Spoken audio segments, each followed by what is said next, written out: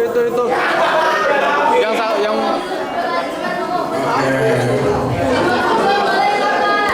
boleh dua.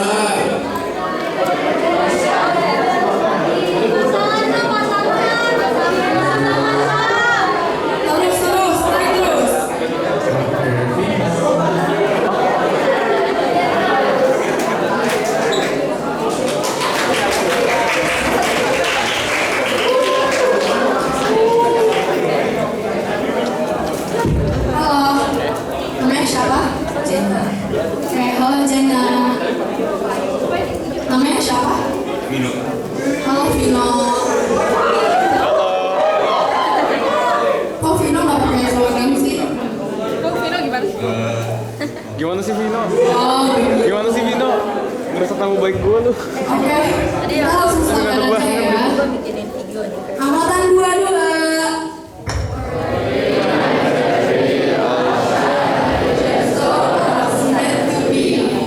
Oke, mereka berdua yang teriak ya. Kalian harus lebih semangat.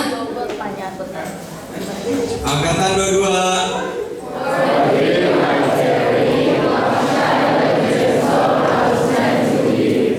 Videonya boleh nggak sih? Gak masuk sih, gak kelihatan juga.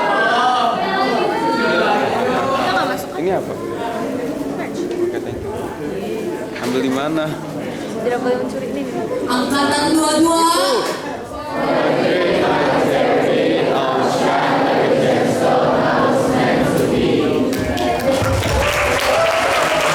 Makasih Vino dan Jenna. Sama-sama. Dulu ya teman-teman ya. Oke, silakan. Dulu.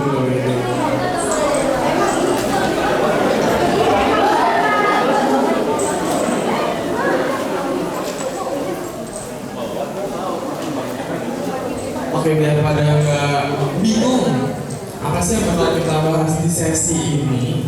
Kalian tahu belum? Belum kan? Oke, mungkin udah bisa dilihat dikit-dikit nih dari mana yang bakal nyampein di sesi ini ya. Iya. Dari almaternya juga kelihatan ya teman-teman. Betul, dari universitas mana ya kira-kira? Oke, kita langsung aja ya sambut ya.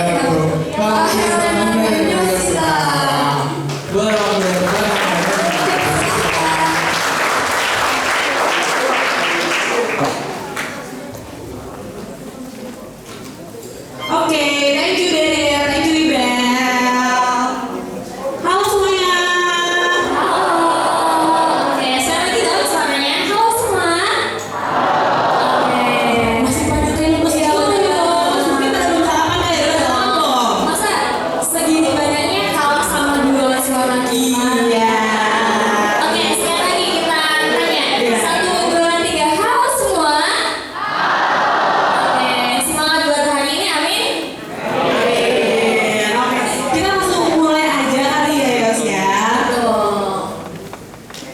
Oke, ini biar agak formal dikit aja ya, kita opening kayak biasa aja gitu. Udah? Udah siap belum? Siap dong. Assalamualaikum warahmatullahi wabarakatuh. Shalom. Om Swastiastu. Salam budaya. Dan salam kebajikan bagi kita semua. Selamat pagi dan selamat datang. Kami ucapkan terima kasih kepada teman-teman Bunda Hati Kudus peserta pengabdian masyarakat FHWI 2024. Yang saya hormati kepada Ibu Natali Desi Aryani SPD sebagai perwakilan Bunda Hati Kudus, Kepada Bang Mario Ari Leonard Bonus MH sebagai pembicara pada hari ini, dan kepada Bapak Asep sebagai pembicara pada pagi hari ini juga. serta jajaran panitia dengan teman-teman pengabdian masyarakat FHWI 2024 yang tentunya sangat istimewa. Oke, tepuk tangan teman kita biar takut ya. Oke, sebelumnya ada pepatah yang mengatakan tak kenal maka tak sayang, maka izinkan aku memperkenalkan diri terlebih dahulu. Perkenalkan, nama aku Helena Juntin, kami dari Fakultas Hukum Universitas Indonesia bersama dengan rekan saya Yes, Tadea, kami sebagai Master of Ceremony yang akan memandu jalannya acara pada hari ini. Nah, sebelum kita berlanjut pada rangkaian acara selanjutnya, pertama-tama mari kita panjatkan puji dan syukur atas rahmat Tuhan Yang Maha Esa, karena atas berkatnya kita dapat berkumpul di dalam ruangan ini dalam keadaan yang sehat dan tentunya bahagia ya Yos ya. Betul banget. Mungkin teman-teman di sini kayak bertanya-tanya, hari itu bakal ngapain aja sih? Maka dari itu, izinkan saya untuk menjelaskan acara pada pagi hari ini. Sebelumnya kami ucapkan selamat bergabung ke dalam dalam acara pengabdian masyarakat FHUI 2024. Pada tahun ini, Pengmas FHUI 2024 akan membawakan tema peningkatan pemahaman kekerasan dan mekanisme hukumnya pada siswa menengah atas di Kabupaten Bogor. Dengan harapan dari tema tersebut, Pengmas FHUI 2024 dapat memberikan wadah antara lain untuk meningkatkan kesadaran dan pemahaman siswa menengah atas di Kabupaten Bogor mengenai kekerasan dan mekanisme hukumnya. Kegiatan ini memiliki tujuan untuk membekali siswa dengan pengetahuan yang diperlukan agar mereka dapat melindungi diri sendiri dan orang lain dari kekerasan. Selain itu, kegiatan ini juga diharapkan dapat mendorong siswa untuk menjadi agen perubahan dalam menciptakan lingkungan yang aman dan bebas dari kekerasan. Bener banget Yos. Nah, sebelum dimulainya acara, izinkan aku juga untuk membacakan susunan acara terlebih dahulu, karena hari ini bakal jadi kegiatan yang seru banget ya Yos ya. Nah, jadi acara kali ini akan dimulai dengan sambutan oleh perwakilan Sekolah Bunda Hari Kudus, dilanjutkan dengan acara yang kedua yaitu adalah sesi pemaparan materi yang kedua pembicaraan kita yang super hebat sekali. Yang selanjutnya akan ada sesi tanya jawab dan terakhir akan ditutup dengan dokumentasi serta penutupan. Dan mungkin aku mau langsung dikit kali ya Yos ya. Kalau kita udah bawa oleh-oleh juga di belakang merchandise, tapi mungkin ada beberapa teman-teman yang belum dapat, jadi mungkin nanti bisa di make sure sama teman-teman OSIS buat ambil ya merchandise-nya tadi. Oke Yos, lanjut lagi. Oke, karena acara ini semi formal ya teman-teman, maka dari itu ini akan ada tata tertib yang harus dilaksanakan pada saat acara hari ini. Betul. Yang pertama, seluruh peserta wajib mengikuti rangkaian acara dari awal, pertengahan, hingga akhir. Nah, selanjutnya seluruh peserta juga diharapkan untuk menggunakan gadget dengan bijaksana selama rangkaian acara berlangsung. Selanjutnya, seluruh peserta diharapkan menjaga kebersihan ruangan dengan tidak makan selama acara berlangsung dan tidak mengobrol selama rangkaian acara berlangsung. Seluruh peserta juga diharapkan untuk menjaga ketertiban dalam sesi tanya jawab dan boleh berbicara apabila sudah diperbolehkan oleh MC. Dan apabila peserta mengalami kendala maupun ingin mengajukan izin, peserta dapat langsung memberitahu atau izin kepada Bapak Ibu guru yang ada di belakang. Oke. Sip, kalau gitu katanya dengar-dengar kamu pantun dulu ya di awal-awal ini. Emang iya? Ya, kamu pantun dikit ya sih, biar kayak ada cair dikit suasananya. Oke. Langsung aja kali ya. Langsung, boleh. Tapi kalau abis aku bilang satu bait bilang cakep gitu, oke? Tahu kan jangan di loh, biar gak kering gitu, kayak cakep gitu. Oke. Ada diem ya, Ih, malu-malu. Lalu mungkin masih kenalan juga. Langsung aja ya. Oke. Cinta perih di titik nadir, Cakep. pacar menjauh sebilah hati. Cakep. Terima kasih berkenan hadir. Cakep. Semoga Tuhan selalu memberkati. Asik. Aku boleh satu kali ya? Boleh, jangan ngomong sama aku. Jangan ngomong oleh juga. Anak BHK, cantik-cantik dan ganteng-ganteng. Kak Abel dan Evan suka akrobat. Cakep. Selamat datang di acara pengabdian masyarakat Fakultas Hukum Universitas Indonesia 2024. Oke, karena kita udah banyak ngomong juga, satu lagi, bentar, sabar. Kita tuh ada tagline, Yos. Oke, tagline-nya apa tuh? Tagline-nya apa tuh? Kak Abel mau bantu jawab nggak tagline-nya apa? Tagline kita apa sih, Bel? Tagline. Ternyata ini juga malu-malu. Oke. Jadi tagline kita adalah kalau misalnya kita ngomong tema FHUI 2024, kalian jawab break the silence and the violence. Oke. Seru ya teman-teman. Oke, sekali lagi ya. Kalau misalnya aku bilang tema FHUI 2024, jawabnya break the silence and the violence. Oke. Sip ya. Sekalian diajarin gerakannya, Hel. Kamu ada gerakannya? Oh, ada. Udah, coba kayak gimana nih gerakannya? Kamu Gimana? bilang aku yang mempraktekkan. Oke, ya udah oke. Kita coba ya. Tema FHUI 2024, break the silence and the violence. Oke, simpel aja. Oke, sekali lagi ya. Udah dapat belum tagline-nya? Udah lah ya. Pokoknya udah itu tinggal baca. Ya udah, ayo. Sekali lagi ya. Tema FHUI 2024, break the silence and the violence. Oke, sip. Karena kita udah banyak ngomong juga, udah agak keringetan juga ya Yos ya. Dan ini juga pembicara dan nunggu-nunggu juga. Peningkatan materi. Gimana kalau kita lanjut Langsung aja ke sesi selanjutnya. yang paling ditunggu-tunggu. Benar. Sesi apa itu? Oleh karena itu, mari kita dengarkan Oke. kata sambutan dari Ibu Natalia Desi selaku perwakilan Sekolah Bunda Hati Kudus kepada Ibu Desi. Belum terdapat lagi persilakan Ibu. Beri tepuk tangan dong.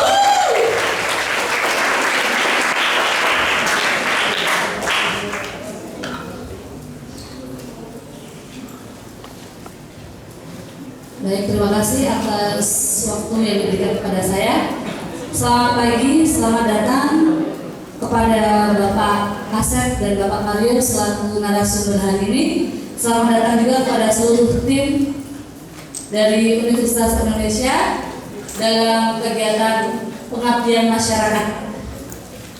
Di sini kami menitipkan peserta MPLS kami sebanyak sekitar 158 peserta. Kami menitipkan pada narasumber dan kepada kakak semua supaya nanti semua peserta MPLS bisa berproses, mengerti, memahami, dan nanti bisa merefleksikan dalam kehidupan sehari-hari bagaimana atau apa dan bagaimana serta penanggulangan terhadap kekerasan, terutama kepada sesama kita, khususnya di sekolah ini.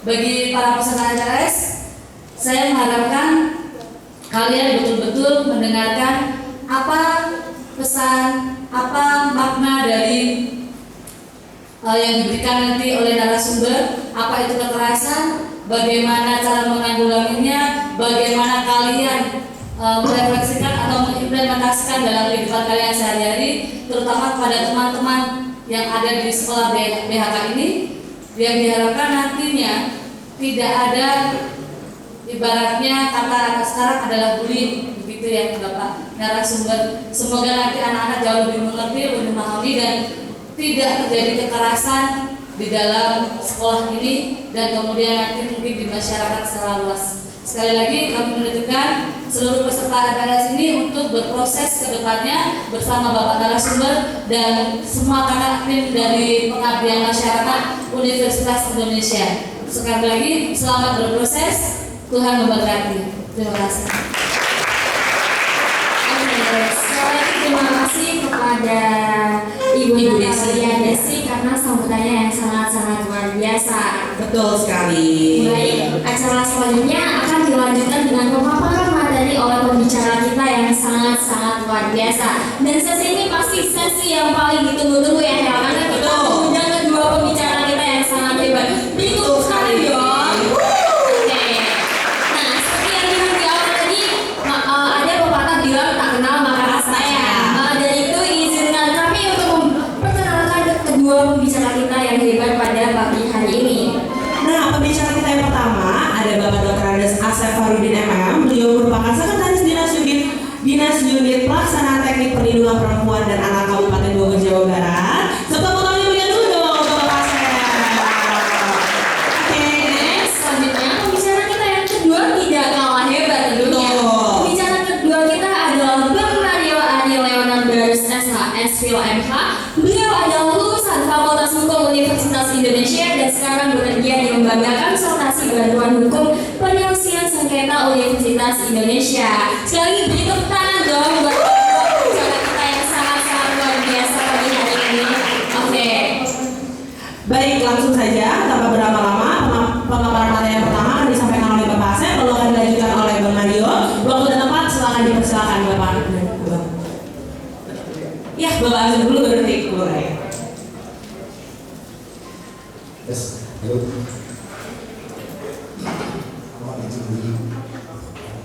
Selamat pagi.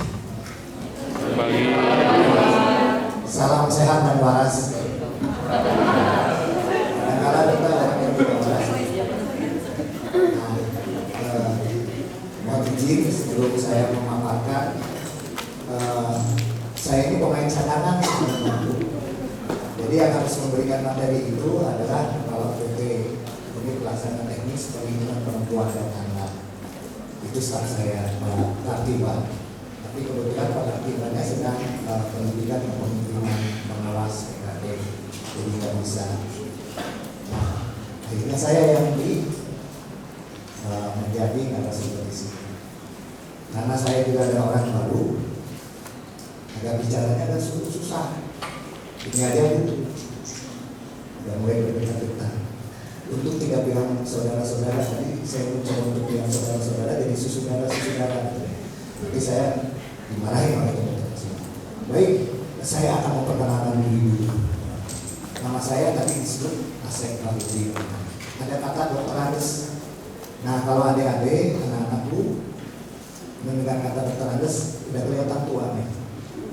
Karena itu adalah gelar yang tidak dikeluarkan lagi oleh pemerintah gitu kan. Gelar yang didapat di tahun 90 ke bawah. Jadi saya generasi tahun 60-an. Saya lahir tahun 67, insya Allah nanti tahun depan pensiun. Saya hari-hari bekerja sebagai sekretaris dinas perlindungan perempuan dan perlindungan anak di Kabupaten Bogor. Karena tugas kami adalah namanya saja sudah perlindungan perempuan dan anak di Kabupaten Bogor. Berarti kami punya fungsi atau visi adalah melindungi perempuan dan anak yang ada di Kabupaten Bogor. Sama seperti sekolah, namanya sekolah ini Bunda Hati Kudus. Bunda Hati Kudus punya visi dan misi kan? Punya. Ada yang tahu visi Bunda Hati Kudus? Tunjukkan. Ada yang tahu? Siapa namanya Pak? Nama saya visi sekolah SMA Bunda Hati Kudus itu menjadi komunitas pendidikan yang cerdas dan humanis jiwa spiritual. Betul Ibu Guru? 50.000.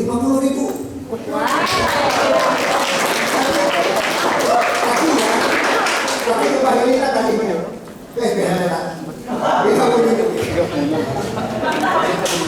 Ya, saya nanti kalau udah selesai. Ternyata kalau bisa tua kalau nggak harus anak perempuan yang berlaki ya cukup saja. Baik, saya seorang kakek sudah punya cucu, tapi cucu saya dilarang oleh saya ikut kakek. Saya bilang, kamu cucu bilang ke saya kakak ya. Tahu arti kakak? Kakek-kakek gitu. Baik, next. Nah, ada yang tahu nggak siapa yang disebut dengan anak? Ini kan materinya tentang perlindungan dan kekerasan terhadap anak. Ada yang tahu nggak siapa yang dinamakan anak? Kalau nggak tahu, soalnya deh, soalnya 30 menit ya. Next Pak. Nah, ini adalah jadi menurut undang-undang anak itu dimulai dari dikandung sampai dengan usia berapa? Anak SMA. Jadi anak itu ada yang tahu sampai berapa? 18 tahun. Gak ada 80.000 ya. Next. Nah, ini adalah gambaran anak di Indonesia. Jadi anak itu adalah mereka yang belum berusia 18 tahun, termasuk anak di dalam kandungan. Ya, jadi kalau anak di dalam kandungan itu dinamakan dengan anak. Kemudian pemerintah itu mendesain bahwa amanat anak itu adalah amanat Tuhan Yang Maha Esa. Kemudian adalah dia terus generasi penerus bangsa, dia investasi dan punya peran strategis dalam pembangunan. Peran strategis dalam pembangunan itu contohnya begini teman-teman. Pastikan teman-teman ini saya berharap 158 orang ini itu akan menjadi orang sukses semuanya. Pasti, dan kita harapkan. Dan mudah-mudahan di antara teman-teman itu pasti ada yang mengganti saya sebagai pejabat di pemerintah Kabupaten Bogor. Pasti ada yang harus mengganti camat yang ada di sini kan gitu ya. Penggantinya itu harus lebih cerdas dibanding dengan saya, dibanding dengan yang sekarang sedang menjabat. Kita berharap misalnya teman-teman di sini tidak ada yang mengganti kepala sekolah yang tidak lulus dan lain-lain. Nah itu diperlukan supaya nanti lebih baik di antara next one.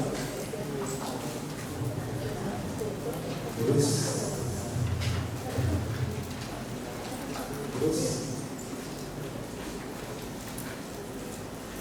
lalu saya akan mengambil tentang perlindungan sih yang dinamakan dengan perlindungan anak? Jadi mengerti ya, anak itu adalah usia 0 sampai dengan 18 tahun. 0 itu saya anggap sebagai di bawah di dalam kandungan ibunya. Nah, kemudian perlindungan anak. Apa yang dinamakan perlindungan anak? Kegiatan yang menjamin dan melindungi anak dan anaknya agar dapat hidup tumbuh, berkembang dan berpartisipasi secara optimal sesuai dengan hak dan martabat dan mendapatkan perlindungan dari kekerasan dan diskriminasi. Nanti saya akan jelaskan apa yang dinamakan dengan kekerasan, apa yang dinamakan dengan diskriminasi. Next, nah, ini adalah tentang pemenuhan hak dan anak dan perlindungan anak. Ada tanggung jawab anak, ada tanggung jawab orang tua, ada tanggung jawab masyarakat, dan ada tanggung jawab negara. Ketika misalnya anak itu harus terlindungi dari tindak kekerasan, maka di situ ada tanggung jawab dari anak. Kemudian tanggung jawab anak itu apa? Tanggung jawab anak itu adalah memegang hak, menghormati anak yang lain. Itu tanggung jawab anak. Jadi ketika misalnya kita bicara tentang perlindungan anak dari tindak kekerasan, ada tanggung jawab dari adik-adik. Tanggung jawabnya apa? Menghormati hak orang lain, menghormati hak anak yang lain. Tanggung jawab ayah apa? Tanggung jawab orang tua apa? Bertanggung jawab mewujudkan semua hak. Nanti ada apa seperti namanya. Kemudian yang ketiga adalah tanggung jawab masyarakat, menciptakan lingkungan dan mewujudkan hak anak serta mendukung penyelenggaraan peraturan dan undang-undang. Dan tanggung jawab negara adalah berkewajiban daya gunakan seluruh sumber daya dan mendukung peraturan dan undang-undang. Jadi tanggung jawab negara itu adalah bagaimana melindungi semua anak-anak di Indonesia itu dengan membuat peraturan-peraturan, ketentuan-ketentuan yang apabila misalnya ada yang melakukan pelanggaran terhadap peraturan itu, maka negara harus wajib hadir, maka negara harus ada itu untuk melindungi. Contoh konkretnya seperti ini. Biasanya anak kelas 1, kelas berapa namanya? Kalau zaman saya kelas 1, kelas 8 ya, atau 10. Kelas 8 SMP.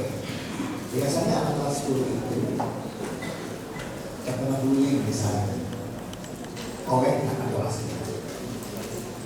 Nah, kemudian teman-teman itu bisa melaporkan. Kemana melaporkan?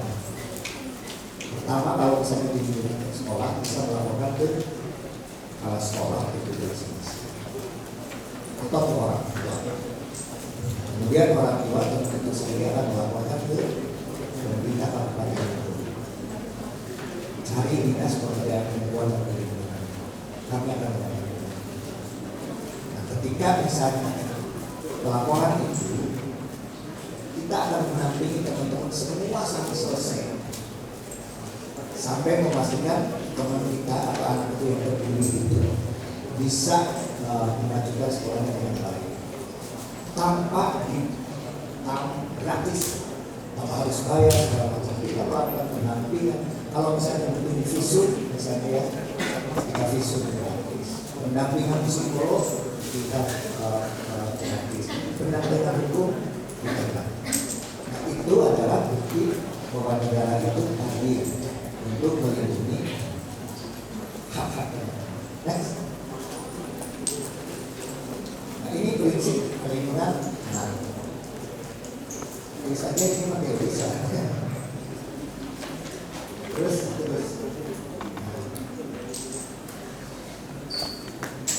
Apa sih yang dinamakan dengan kekerasan? Bisa dilihat ya. Ada yang dinamakan dengan kekerasan fisik. Kekerasan fisik itu adalah contohnya adalah memukul, kemudian mencewek, enggak, itu bukan mencubit, kemudian menghukum anak secara fisik. Misalnya secara fisik, lu lari, keterangan dihukum. Itu adalah kekerasan secara fisik. Kemudian ada yang dinamakan dengan kekerasan seksual. Kekerasan seksual itu adalah bentuk tindakan seksual yang dilakukan dengan pemaksaan.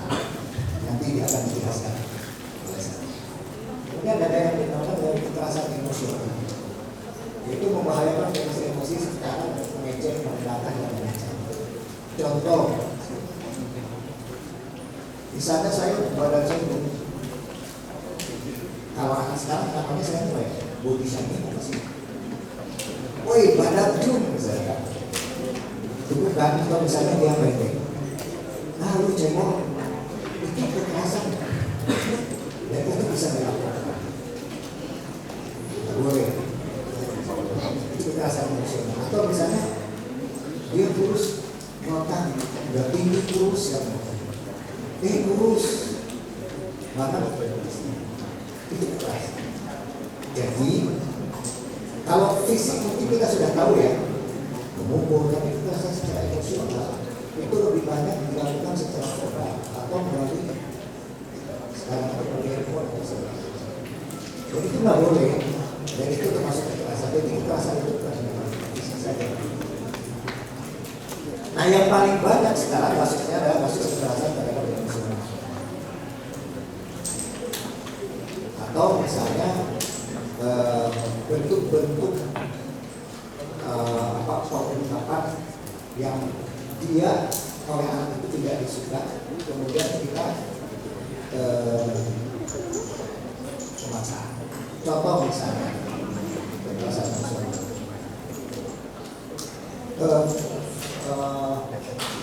Sebenarnya di verbal ya. Nama mama saya misalnya Aceh, gue Aceh, itu hati-hati. Atau teman-teman kirim WA dengan kiriman yang bentuk yang tidak disuka, yang tadi yang sedikit. Nah itu juga dalam kemudian penelantaran itu adalah pengabaian pemberian hal yang penting bagi anak. Biasanya misalnya orang tuanya berpisah, gitu ya. Ayahnya tidak mengetahui mana anaknya, pendidikannya tidak dilatih segala macam. Nah itu juga salah satu bentuk kekerasan. Next. Nah ini teman-teman adalah referensi kekerasan yang ada di Indonesia. Kita bagi anak perempuan dan anak laki-laki. 1 tahun itu laporan itu ada 3 juta kekerasan yang dilakukan oleh yang menggagalkan korban kekerasan anak laki-laki. Artinya 1 dari 4 anak laki-laki itu menjadi korban kekerasan secara fisik. Kemudian kekerasan emosional itu anak laki-laki itu 1,4 juta. Artinya 1 dari 8 anak laki-laki itu terkena kekerasan secara emosional. Dan 900.000 anak laki-laki. Anak laki-laki juga ada yang terkena kekerasan seksual. Artinya 1 dari 12 anak laki-laki itu terkena kekerasan seksual. Bagaimana dengan anak perempuan? Anak perempuan itu 1,5 juta anak perempuan itu terkena kekerasan secara fisik. Kemudian artinya 1 dari 7 orang anak perempuan terkena kekerasan. Kemudian 1,2 juta anak perempuan, artinya 1 dari 9 anak perempuan terkena kekerasan secara emosional. Dan 100.000 anak perempuan itu terkena kekerasan terhadap seksual. Ini 1 dari 19 anak yang terkena kekerasan. Next. Nah ini adalah kasus kejahatan terhadap seksual secara anak. Bisa dilihat. Selanjutnya pasal. Nah ini lokasinya. Yang paling banyak di mana? Lokasi terjadi kekerasan. Di rumah orang lain. Artinya di rumah temannya ya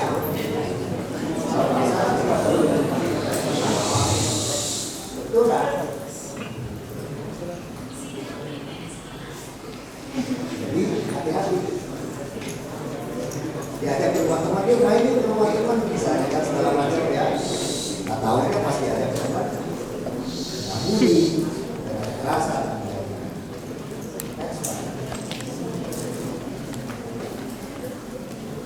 Nah, ini adalah data online untuk kasus pornografi di media sosial.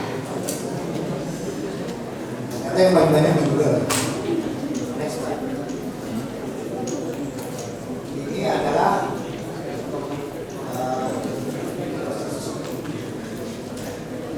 kejahatan seksual terhadap anak.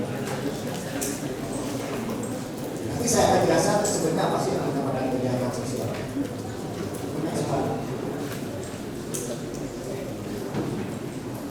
Nah, ini adalah sebuah jenis kasus kejahatan yang paling besar ternyata tetap pemerkosaan terhadap anak. Kemudian yang kedua pencabulan. Yang ketiga adalah next slide. Ini 2013 kami memonitor itu ada 2.971 kasus berita online itu di 3 provinsi.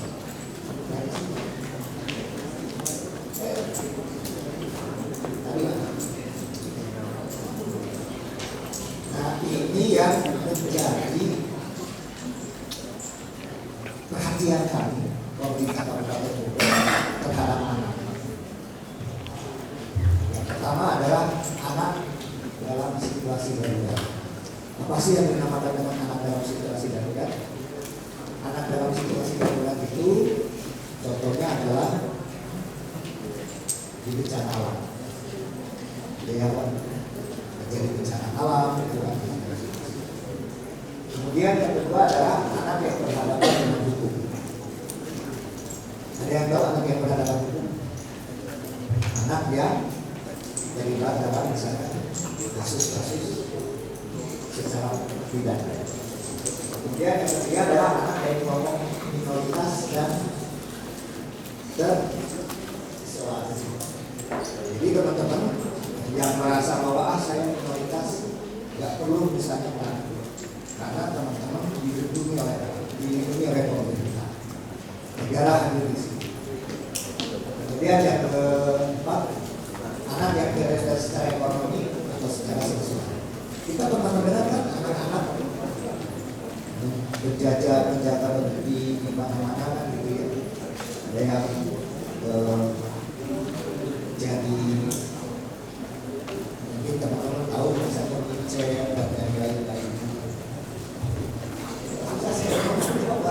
Kalau terjadi seperti itu, kemudian anak yang menjadi korban penyalahgunaan narkoba atau narkoba itu juga menjadi perhatian.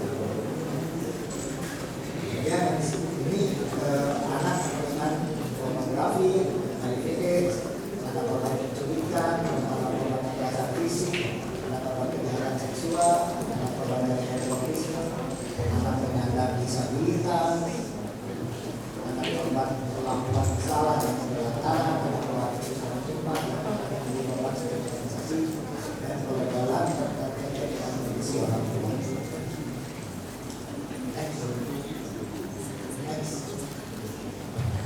Nah, kenapa anak harus dilindungi? Karena anak itu bermanfaat secara fisik dan mental. Nah ini teman-teman untuk agar tidak terjadi kekerasan terhadap seksual. Tolong, ini gambar ini ada sentuhan yang boleh, ada sentuhan yang tidak boleh. Nanti mana saja yang boleh dipegang oleh teman, mana saja yang tidak boleh dipegang oleh teman. Nah, inilah kata kuncinya ada di sini teman-teman. Kata kuncinya ada di bagian begini. Karena kan terjadi sesuatu pasti awalnya kan dari situ. Sudah habis waktunya. Terus. Nah, ini satu lagi.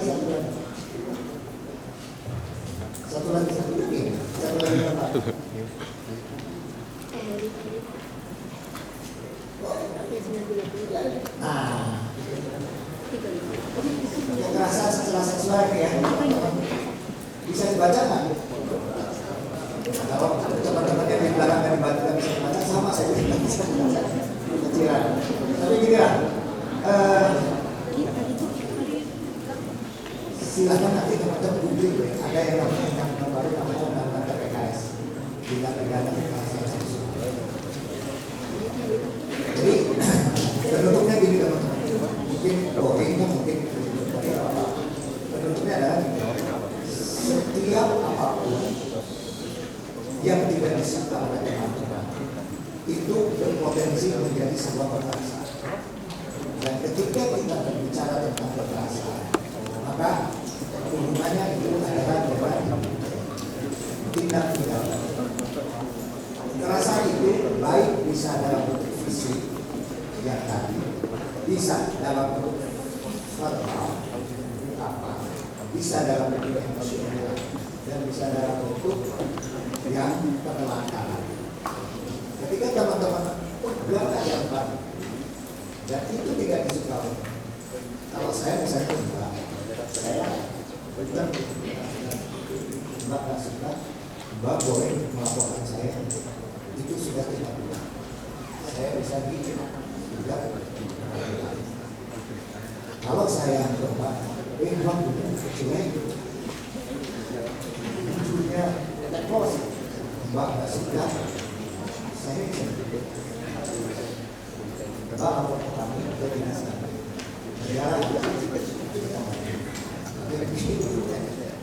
Itu saja mungkin karena sudah waktunya habis. Mohon maaf apabila ada yang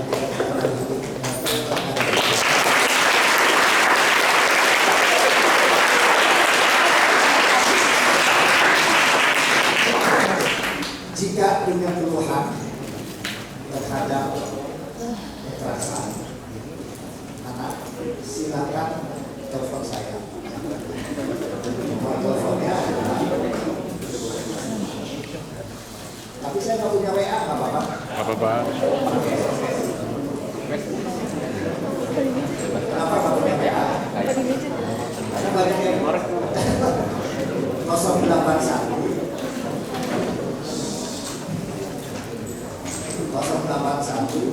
29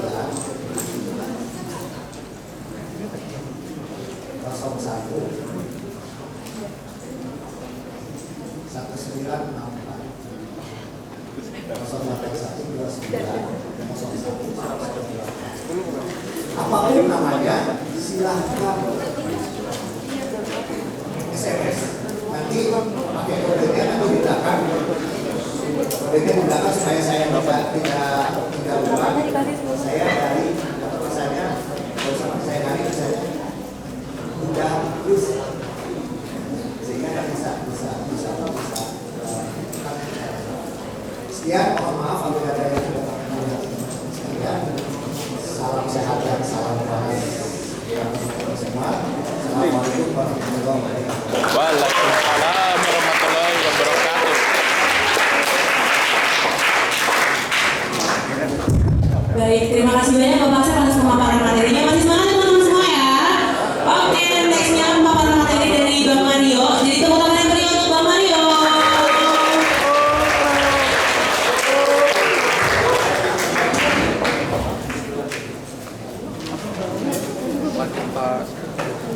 Lanjut Bang. Selamat pagi semuanya. Pagi. Silakan berdiri dulu semua, dengan anak dulu.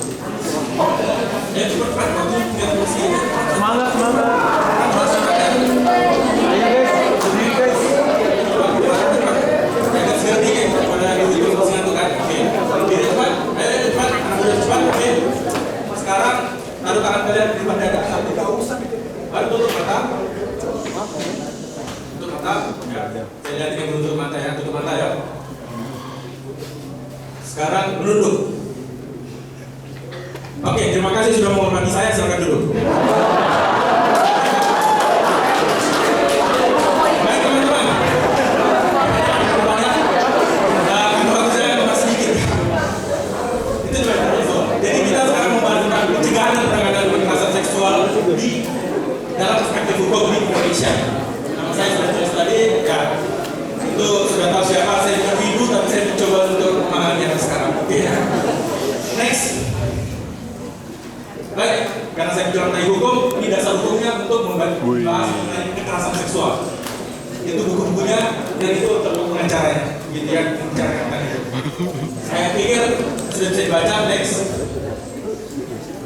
Yang bisa dibaca ya tadi. Tadi kami rasa, KUHP, KUHP, tentang kekerasan seksual yang tadi baru bilang Bapak, kemudian ada lagi informasi dan transaksi elektronik juga, baru juga ada peraturan dari pendidikan, juga ada peraturan dari kepolisian, itu dasar hukumnya. Kita cepat aja ya, next. Ada lupa. Baik, pengertian kekerasan seksual ini kita bicara secara hukum ya. Ada dua. Satu menurut Undang-Undang TPKS, yang kedua menurut Permendikbud. Mengapa saya membuat dua ini? Karena ini ada dua artinya. Satu berkaitan dengan pidana, mungkin kalau belum mengerti apa pidana. Satu berkaitan dengan administratif, nanti akan saya sebutkan sebelumnya. Jadi mengenai kekerasan seksual itu sendiri sudah diatur dalam hukum, bisa masuk penjara atau pindah sekolah kalian. Itu nanti bisa dijelaskan. Ini pengertiannya TPKS seperti apa, baru Permendikbud seperti apa. Next.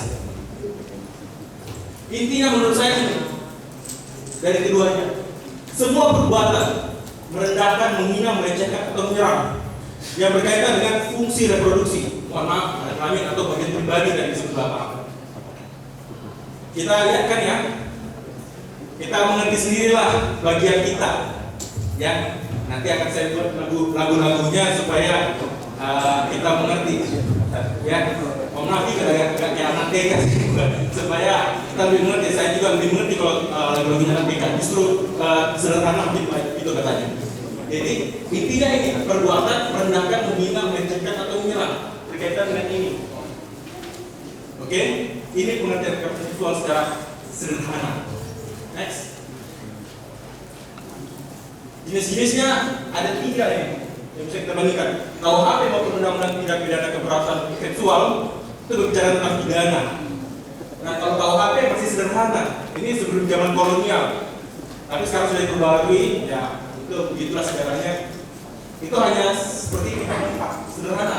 TPKS lebih panjang lagi, tadi sudah dijelaskan Bapak juga. Tapi di Permendikbud sangat banyak. Ini kan harus perhatikan satu-satu. Ujaran, memperlihatkan, jelas ya, menyampaikan ucapan. Next.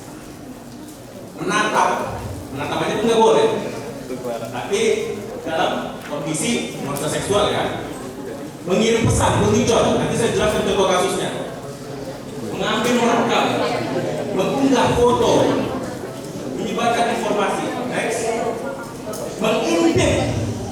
Nah ini cowok yang mungkin. Hati-hati.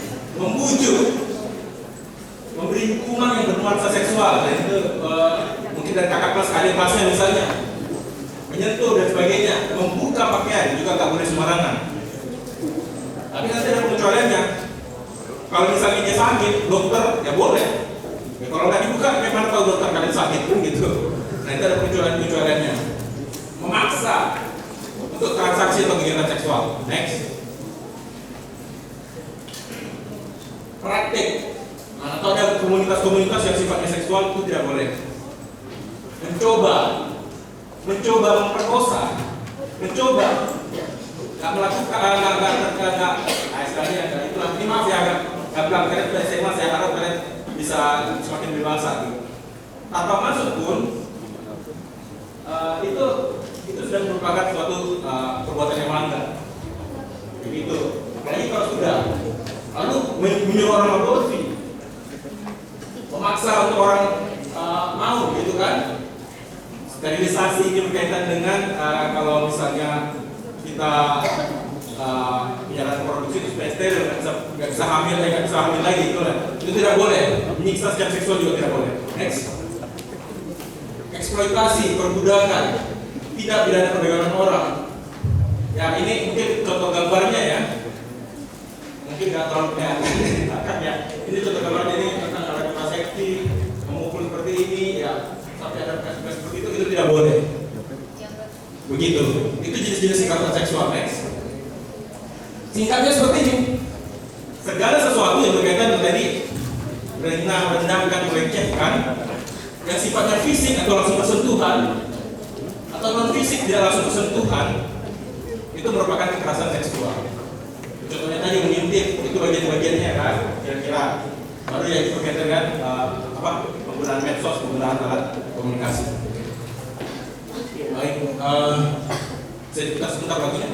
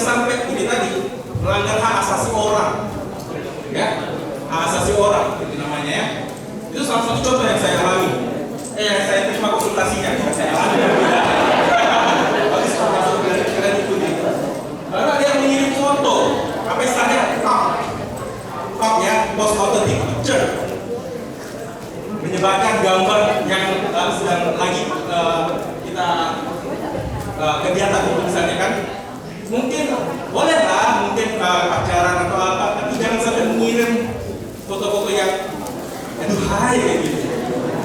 Ini berlaku karena untuk cewek, berlaku juga untuk cowok. Kenapa saya bilang begitu? Pelecehan seksual jangan hanya kalian pikirkan berkaitan dengan lawan jenis. Jangan berpikir pelecehan seksual itu hanya lawan jenis. Sesama jenis juga bisa melakukan pelecehan seksual. Itu kalian harus hati-hati, ya. Baru ini juga rasa seksual dengan memaksa berhubungan badan sebelum nikah. Kenapa? Ini udah berkali-kali saya terima konsultasinya. Kenapa mau? Ya karena sayang. Jadi katanya kalau sudah cinta, tai kucing pun rasa coklat. kan kayak gitu. Mohon maaf ini. ya saya lebih baik bicara gamblang. Ya begitulah realitanya. Jangan mau tergoda, jangan mau memberikan ilmu yang berharga hanya untuk janji-janji palsu manis semata. Kami laki-laki ini banyak kan buaya ini, kecuali saya. Atau jangan percaya sama orang-orang sesama jenis seperti saya bilang tadi, hati-hati juga dengan sesama jenis. Ya begitu. Oke. Next. Ini ada contoh-contohnya, ini kejadian nyata kasus-kasus seperti ini ya. Tidak hanya, jangan kita berpikir secara agama begitu. Ini bukan lingkungan yang agama pun bisa terjadi seperti itu. Dalam setiap agama bisa terjadi. Ini hukumannya secara pidana minimal 9 bulan, maksimal 15 tahun. Denda minimal 10 juta, maksimal 1 miliar. Kalau untuk anak nanti dikurangi sepertiga.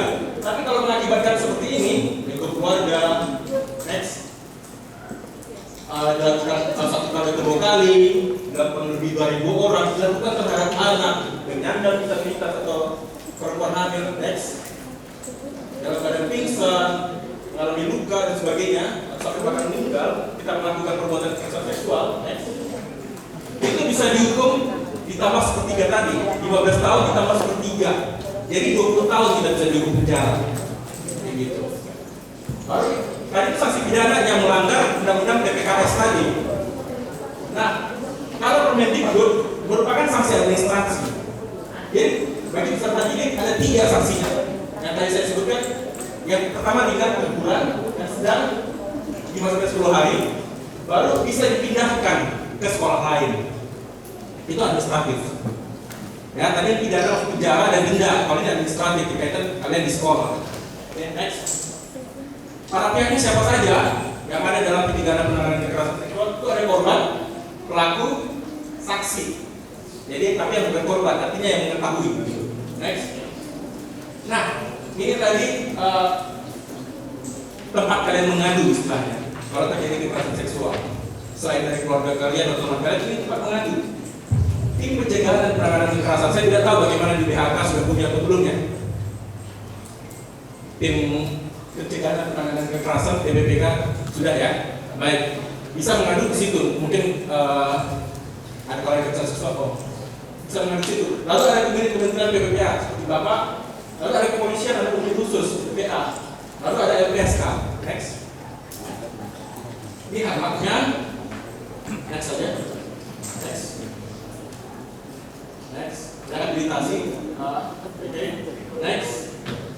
Pelaku juga memiliki hak nanti. Next. Baru next. Next. Penanganannya. Kalau ada kekerasan seksual, ini selalu saya beritahu kepada tiap aja klien yang datang, siapkan kronologinya. Kita mungkin bingung ya, sudah dalam keadaan kayak gini, disuruh berkronologi lagi, kayak gitu ya. Kalau kita nggak bisa, kita minta orang lain membuat. Karena apa? Setiap kronologi atau riwayat kisah kita mengalami tindakan kekerasan seksual, kronologi itu riwayat ya, kisah mengenai bagaimana kita mengalami kekerasan seksual, itu menjadi dasar kita kemana-mana mengadu. Kalau nggak ada itu tertulis, kalau kita ngomong-ngomong aja, karena kan lupa ya. Jadi kita harus ada bukti tertulisnya untuk itu jadi bukti kemana-mana. Kayak gitu. Baru mempersiapkan buktinya. Kalau ada saksi-saksi yang melihat, visum, kalau misalnya sampai itu ada visum ke rumah sakit nanti, kayak gitu ya. Baru alat yang digunakan misalnya HP atau flash disk yang punya gambar-gambar misalnya kan. Nah itu. Baru kalau secara pidana kita lapornya ke kantor polisi, begitu. Nah, dalam secara hukum perkara kekerasan seksual itu ada 2 jenis laporan. Pertama yang harus kita lapor sendiri, yang kedua siapa saja bisa melapor. Jadi kalau misalnya saya bilang tadi ada misalnya saya bilang tadi tentang kekerasan seksual itu ada yang antara kita berdua aja misalnya kayak gitu ya tahunya. Nah hanya kita bisa mengadu, orang lain tidak. Kayak gitu kira-kira. Kecuali yang sudah parah ya sifatnya. Itu baik yang kesembuhan maupun tidak kesembuhan. Nah, Itu sederhananya begitu, kalau bahasa umumnya panjang lah. Tapi yang jelas itu intinya. Kalau hanya kita yang mengalami atau tidak ada orang lain yang mengetahui, kita harus proaktif untuk menghadapi hal itu. Oke? Lalu minta perlindungan dari tadi Bapak ini unit PPA dan LTS. Lalu penanganan kekerasan seksual sekarang yang tadi ada hukuman secara administratif itu ke tim pencegahan dan penanganan kekerasan yang ada di sekolah kalian. Nanti kalau misalnya terjadi sesuatu bisa banding. Baru penanganannya setelah itu ada rehabilitasi. Next. Prinsipnya, ini prinsip hukum penanganan kekerasan seksual. Tertutup, praduga tak bersalah, mengutamakan kepentingan korban dan pemulihan kondisi korban. Prinsipnya dalam kekerasan seksual tertutup. Kenapa? Karena itu hal yang memalukan, apalagi untuk korban. Jadi jangan boleh kita umbar-umbar. Kalau misalnya ada teman kita menceritakan sesuatu tentang dia, jangan kita umbar-umbar, gosip-gosip. Dan biasanya perempuan katanya gosip-gosip, jangan begini, jangan. Kalian diceritakan oleh dia, kalian percaya, skip. Jangan sampai kalian menyebar di mana-mana. Oke, biarlah diselesaikan secara tertutup. Praduga tak bersalah, jangan sembarangan nuduh orang. Bisa aja dia suka sama B, kalau dia tuduh aku digituin sama dia. Nah, bisa terjadi kan begitu? Ya, karena kita suka sama dia, kita tuduh dia jadi sudah dia sial gitu. Jangan langsung menghukum orang itu, kayak gitu. Itu asal praduga tak bersalah. Tapi yang penting kepentingan korban. Oke, next. Tantangannya biar gender moral yang kurang dan kita takut melapor. Makanya kita harus speak up selalu. Oke, next. Pencegahannya ya dengan pendidikan, penyediaan sarana. Ya kalau ada CCTV bagus, kalau bisa WC itu juga bisa disediakan. Bukan biasa dia maksudnya jangan sampai gampang-gampangan orang itu masuk WC dan sebagainya. Baru habitus mendukung penolakan kekerasan seksual. Next. Ini jadi siswa. Oke, sekarang kalian berdiri. Ini sebagai penutup. Sekarang kalian berdiri. Ucapan janji kan nggak boleh dulu ya. Ya, kalian ucapan janji harus berdiri. Oke. Apa nama sekolahnya? Oke, jadi kami siswa-siswi SMA Bunda Lati Kudus berjanji sampai bangun ya. Oke, sama-sama. 1, 2, 3. Kami siswa-siswi sekolah Bunda Lati Kudus berjanji sama